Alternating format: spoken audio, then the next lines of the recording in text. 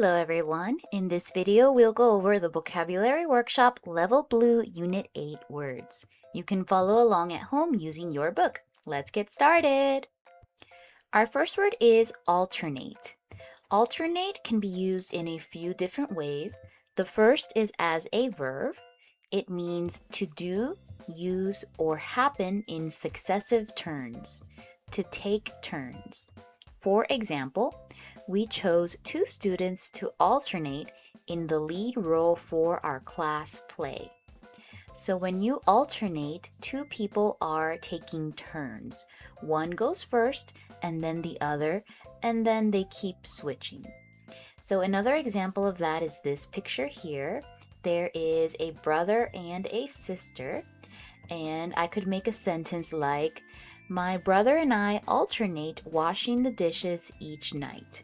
So that means one night the sister would wash the dishes, and then the next night the brother would wash the dishes. And then they switch the next day and keep switching each time. That way they are not washing the dishes consecutively.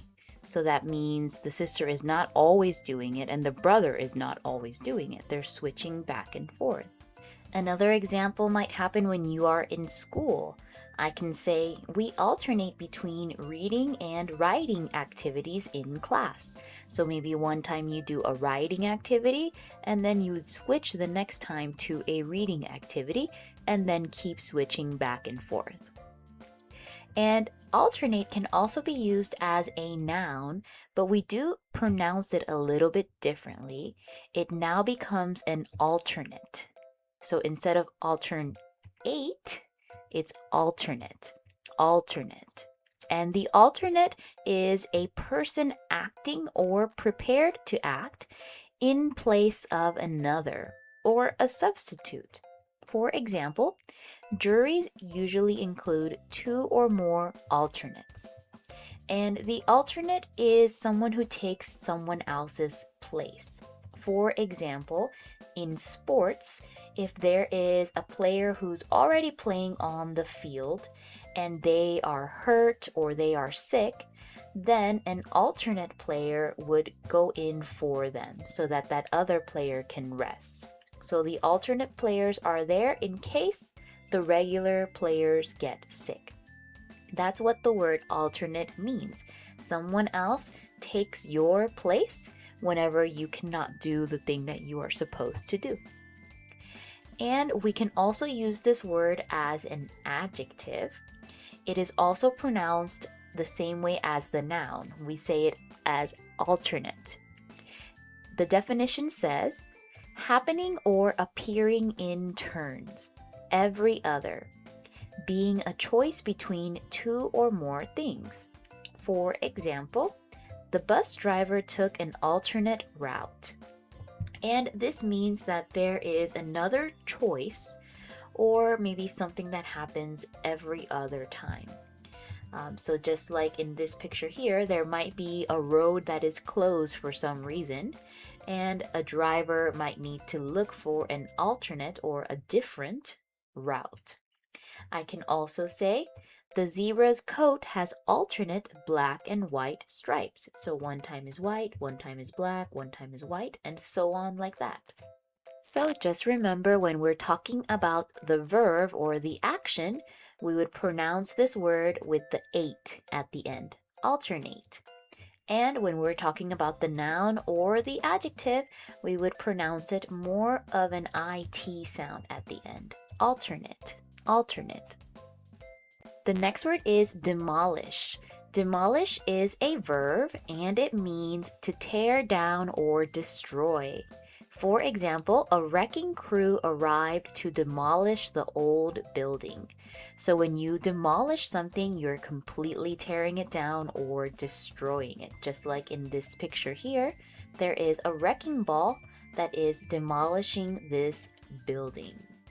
Some other examples are, the construction crew will demolish the house before rebuilding it. So in this picture here, there are some construction vehicles like excavators and cranes, and they're demolishing the building. They're tearing it down. and then maybe they will rebuild it later on. It doesn't always have to be used for destroying buildings. We could also use this word demolish to talk about something like this. I can say, the elephant accidentally demolished the tree while trying to scratch its body. So some big animals, such as elephants, might forget about their large size, and when they become itchy, they might rub against something like a tree or a fence and then accidentally demolish it. This word demolish just means you are tearing down or destroying something. Our next word is energetic. Energetic is an adjective and it means active and vigorous, full of energy, forceful. The example says, our teacher has an energetic assistant. So we can use energetic to describe people with a lot of energy who are very active or lively or enthusiastic can be described as being energetic. I can also say something like, the puppy ran around the yard all afternoon, and then use the word energetic to describe this puppy since it's an adjective. So then I would say the energetic puppy ran around the yard all afternoon. I could also say the children were energetic after eating lunch and heading outside. They were very lively, they had a lot of energy. In this picture here, there is a play. They're doing a performance on a stage. So I can say they gave an energetic performance on the stage. Our next word is enforce. Enforce is a verb and it means to force obedience to. So when you enforce a rule or a law, it means you are making sure people are following that rule or that law. It doesn't just mean making the rule, but making sure that people obey it and that they don't do something that they're not supposed to do.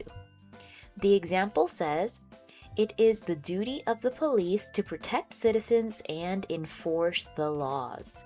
So the job of a police officer is to make sure that people are following the laws. So they are enforcing the laws. Some other examples could be here. I can say the teacher will enforce the no running rule in the hallway. The reason we have no running rules in the hallway is for situations like this, where two students might be running and not looking at where they're going and either bump into each other or bump into something else and get hurt. That's why teachers enforce or make sure people are following the no running rule. Someone else who enforces rules would be a referee in sports games. I can say referees enforce the rules during a soccer game. The next word is feat. Feat is a noun and a feat is an act or deed that shows daring, skill, or strength. Basically, it's something very impressive or amazing that takes a lot of skill for someone to do or a lot of effort. It's not just any action, but something difficult enough that people might think, wow, that's amazing, or really admire that person for being able to do that action. The example says, the crowd cheered when the circus strongman performed a mighty feat. So here is an example picture that would match this sentence. This strongman here in the circus was able to lift 2 people up in the air using just one arm. That is an amazing act of strength because regular people would not be able to do something like that. So I can call it a feat. In this picture here too, I can say climbing the tall mountain was an amazing feat. It required a lot of skill and strength, so we can call it a feat. In this video here too, you can see a gymnast. I can say the gymnast performed a difficult feat on the balance beam. Or in this picture here, I can say lifting the heavy stone was a great feat of strength. So any act or deed that people do that shows they have really good skill or amazing strength, you can call it a feat. The next word is hardy. Hardy is an adjective and it means warm and friendly, healthy, lively, and strong, large and satisfying to the appetite. For example, we all sat down to a hearty meal. So, hearty can also mean warm and friendly, like when someone welcomes you in a cheerful way or gives you a big hug. It can also mean someone is strong and healthy, but we do most often use this word to talk about food. It means that whatever food you are eating is very filling and satisfying. It makes you feel full. So that's the most common way of using this word. So another example of that would be the hikers ate a hearty breakfast before climbing the mountain. Since they're going to climb a mountain, they're going to need a lot of energy, so they would need to eat something like this that would make them feel very full and energized. So it can be described as hearty. I could also say something like, Grandma gave us a hearty welcome when we arrived. So it does mean warm and friendly or someone who's very healthy. I can describe them as being hearty, but most commonly we will use it to talk about a satisfying and large meal. Our next word is mature. Mature can be a verb or an adjective. As a verb, it means to bring to or reach full development or growth. For example, the puppy will mature over the summer. So when something matures, it grows and develops until it's fully grown. A mature person, animal, or plant is no longer young. So here, this picture, you can see how people will mature over time. We start out as babies, eventually become children, teenagers, adults, and then we reach our mature age. In this picture here, you can see that there is a tomato, but the tomato is still green and not ready to be picked, so it is not mature. I can say the fruit needs more time to mature before we pick it. Mature can also be used as an adjective. The meaning is the same. It means fully grown or developed. The only thing we're changing is the part of speech. So up here we were using it as a verb, and down here we're using it as an adjective. The example says, a field of mature oats waved in the breeze. So another example for this one would be here. I can say a mature tree can give lots of shade. So I'm using the word mature to explain that this is not a new tree or a tree that's still growing. It's fully grown and fully developed. So it's a mature tree. Our next word is observant.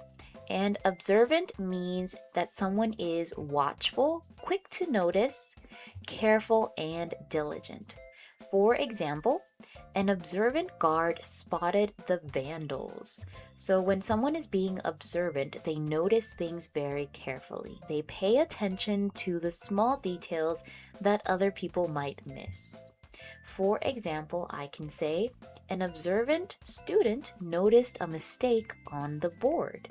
In this sentence, there's a mistake here. Maybe the teacher didn't notice, but since the student was looking carefully at the details, he saw it, so he can be described as being observant. Or I can say, the observant guard saw someone trying to sneak into the building. So the guard was being very watchful, and he noticed this person trying to sneak in, so he was being observant. I could also say, she is observant and always notices when her friends feel sad. So we can also notice things like people's emotions. If you notice how someone is feeling very easily, then you are observant. Our next word is primary, and primary can be used in two different ways. The first way is as an adjective, and it means first in important, first in time or order, basic, fundamental. And that means that something is the main reason, the main job, or the basic idea for something. The example says, raising money was our primary order of business. You might often see this word primary used together with the word order, primary order of something. It just means the first thing that someone is trying to do. Another example here could be our primary goal. So the first goal we have, our primary goal is to finish the project on time. That's the first thing or the most important thing that the students are trying to do. In this picture here, I can say safety is the primary concern during a fire drill. It's the thing that people are most worried about, the first thing they're worried about. So it's the primary concern. And I can also say a doctor's primary job is to help patients stay healthy. That's the first and most important thing that they are doing. So this word primary as an adjective is being used with all of these other nouns since it's describing something, either primary order, primary goal, primary concern, primary job. And primary can also mean something different.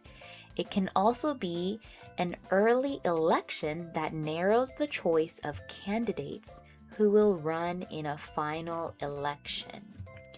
The example says the challenger won the primary.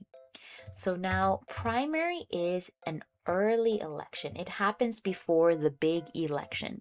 So let's say that there is an election to pick who will be the new president of the country.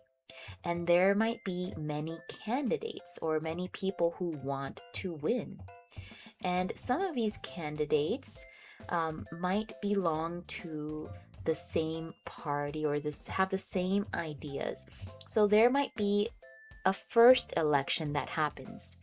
And from that first election, then we can have a final two people who will actually be chosen as the president, who will run to become the president. But that first election is called the primary. It happens before the final one, where you finally find out who is the winner. So I can say something like, the candidate won the primary and moved on to the final election. The next word is resign. Resign is a verb and it means to give up a job, an office, or a right or claim. For example, Richard Nixon was the first president to resign from office. So when you resign, you are basically quitting. You are giving up. So this sentence here is giving an example of a president of the United States from a long time ago who resigned. So he quit his job. So when someone resigns, they are officially giving up that job or they're choosing to stop doing something. They're not just taking a break, but they are quitting. I could say another sentence like, he wrote a letter to resign from his job. People will often write some kind of letter to let their boss know that they are stopping their work or that they are quitting. Or I can even say something like, my friend had to resign as team captain when she moved away. So if someone is moving away to a different place, they might not be able to continue whatever job or position they have. So in that case, they might have to resign or quit. The next word is strive. Strive is a verb and strive means to devote much energy or effort. Try hard. For example, you must strive to finish your homework on time. So when you strive to do something, you try very, very hard to reach that goal. It usually means you keep putting in effort even if it is difficult. So another example would be, good students strive to improve every day. So they put a lot of energy and effort to get better. Or I can say athletes strive to become stronger and faster. Since an athlete's job is to do their sport well, they need to become faster and stronger if they want to win. So I can say that they strive to become stronger. Another example would be Steve Jobs continued to strive for success even after failing many times.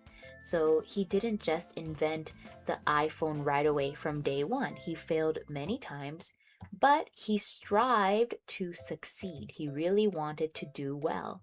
So he put a lot of energy and effort and tried very hard. So whenever you are doing that, you can say you are striving to do something. Our final word is verdict. Verdict is a noun and it means the decision of a jury at the end of a trial or legal case, or just any decision.